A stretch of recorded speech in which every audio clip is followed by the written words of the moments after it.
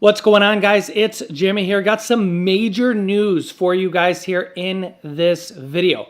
President Donald Trump makes several announcements that will lead to increases in prices for Americans and a potential end to a war, but will we see it happen?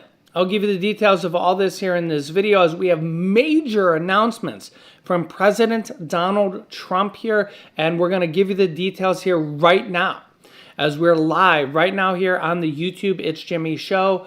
Let me know if you can see and hear me. Type yes in the chat. Let me know where you're tuning in from. You can let me know your city, state, or even your country, as we have people tuning in here from all around the globe. Don't forget to hit that like button for me here. And if you haven't yet, subscribe down below so you don't miss out on future videos and help me reach 500,000 subscribers. Take a look here. Okay, President Donald Trump announces major EU, European Union tariff deal. And, well, there's some good news and there's some bad news in here with this. Trump and Ursula von der Leyen announced a deal, but questions remain over what the finished picture will be. Now, at first glance, the good news is that the tariffs are lower than what they could have been. But on the other hand, these still mean tariffs which American consumers pay. On the other hand, there is also major deal with energy that Europe will be buying from the United States. And you gotta wonder here, does the United States have energy that it should be selling at a massive amount? Take a look here. The European Union, which is most of Europe, and the United States have struck a deal that will see tariffs of 15% on most of anything coming from Europe, okay?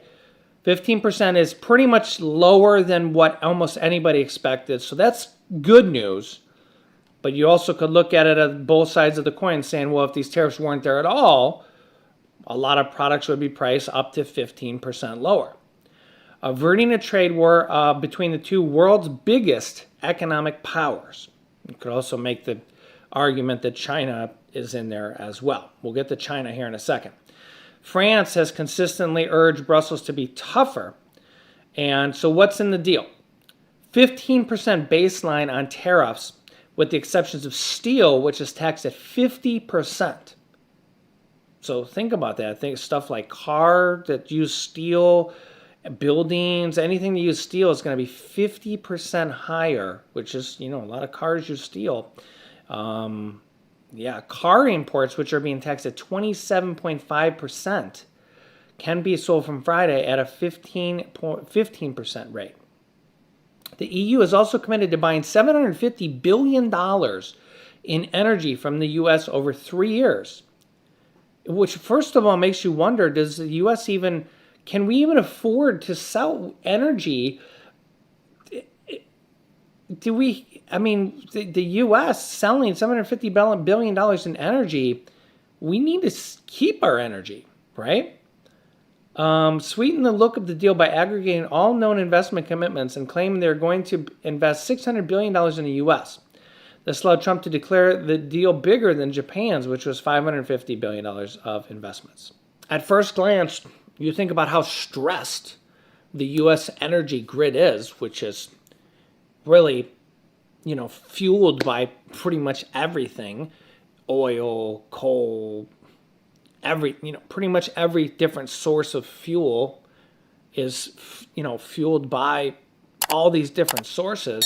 And now the U.S. is going to start exporting even more energy to Europe instead of using it here in the United States.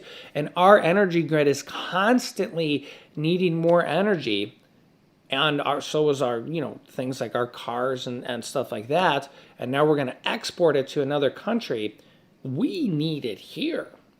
But you can see it here. Now we're going to send it overseas. In addition to this, Trump says the global baseline tariff for every country in the world will be at least 15 to 20%, with a lot of other countries being a lot more, like China, which is currently at 55%. I'll get to this here in a second, why it likely will be a lot more than 55% here. Get to that here in a second. A judge rejects bid by Trump ally to open the Fed's interest rate meeting to the public. Now, the Fed is going to have a major interest rate meeting here within 48 hours. So we'll be covering that here on our channel here. So make sure you're subscribed with the bell icon on. It's completely free to do so. This way you get updates, because Donald Trump has really been pressuring Jerome Powell and the Fed to lower interest rates. Okay. And if they don't lower interest rates, he's going to really try to fire the Fed for cause. He's got all these different causes of mispractice of funds.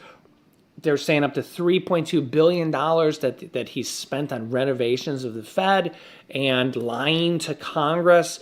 So if they don't lower interest rates, he's going to really try to fire the Fed. So we'll see, and I'll keep you up to date. Lowering interest rates means lower interest rates for Americans through credit card interest rates, car interest rates, loan interest rates, lease interest rates, mortgage interest rates, refinancing, and lower interest rates for the government, which is paying almost $1 trillion a year in interest rates. So that would be good news for a lot of people. So I'll keep you up to date on that. It's coming soon. President Donald Trump says he's disappointed in Putin. Finally, he's figuring out Putin, right? That's something that most of us have known for a long time.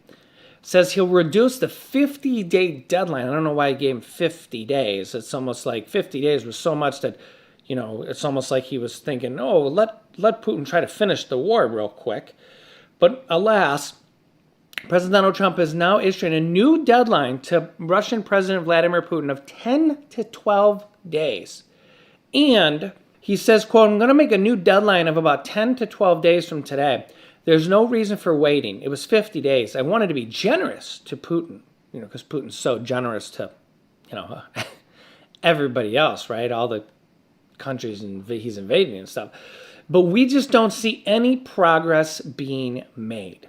Now, when these 10 to 12 days go by and Vladimir Putin hasn't ended the war in Ukraine, which is very likely what will happen, as Vladimir Putin has basically just ignored Trump's previous warnings and his previous deadlines. Well, Trump says that he's basically going to implement 100% tariffs on Russia, which is really no big deal because the U.S. doesn't do 100% tariffs or doesn't do a lot of trading with Russia. But more importantly, he's going to do 100% tariffs on any countries that do business with Russia. The U.S. is going to do 100% tariffs on them as well, okay? So what that means is that 100% tariffs are going to go on to countries that do business with Russia, like China, okay? And we'll have to see the list of countries. I assume other countries like Brazil, and again, we'll have to see what countries there are. But that is going to lead, let's just talk about just China right now, because China and Europe, all of Europe combined, are the two biggest trading partners with the United States. And we literally get like millions of products from China, okay? So if tariffs, which are right now from China 55%, which means that countries or companies, which mostly American companies, I mean, there's maybe some, other companies that are outside of, they're not residing in America, but they're, other companies that are outside of America that just import their, goods into the United States and maybe sell them on Amazon or, Walmart or whatever. But they're paying 55% more for their product cost right now, okay? Which means they have to raise their prices. There's just no ifs, ands, or buts around this, okay? Now, in 10 to 12 days, when these prices go up, their tariffs go up to 100%, that means the company, let's say it's Nike, let's say it's Apple, let's say it's, a Walmart, anything, anybody who sells on Amazon and they're getting their product made in China. Remember, there's millions of products that get made in China alone, okay? Millions of products, okay? I've said this before, but go look at the clothing you're wearing and see where it was made. Look at the tag, see where it was made. 98% chance it wasn't made in the United States. That's just clothing alone, okay? It's just kind of how the world works, right? And the problem is the U.S. doesn't have the manufacturing capacity, and it costs a lot more to get stuff made in the United States. I mean, people want $20 an hour to work at fast food restaurants and stuff like that now, okay? Or $15, $16 an hour in some parts of the United States, okay? So compared to labor costs in other areas in the world that are $2, $3, $4 an hour comparatively, okay? So it just costs way more money to get products made in the United States. So if you were to buy a shirt that's the same type of shirt, it's just going to cost like way more money to have it made in the United States. And the problem is that, right now we have, it's something like 70% of Americans don't have $1,000 in their savings account.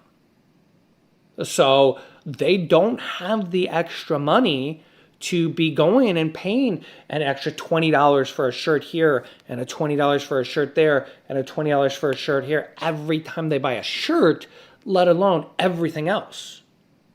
Everything they buy, okay?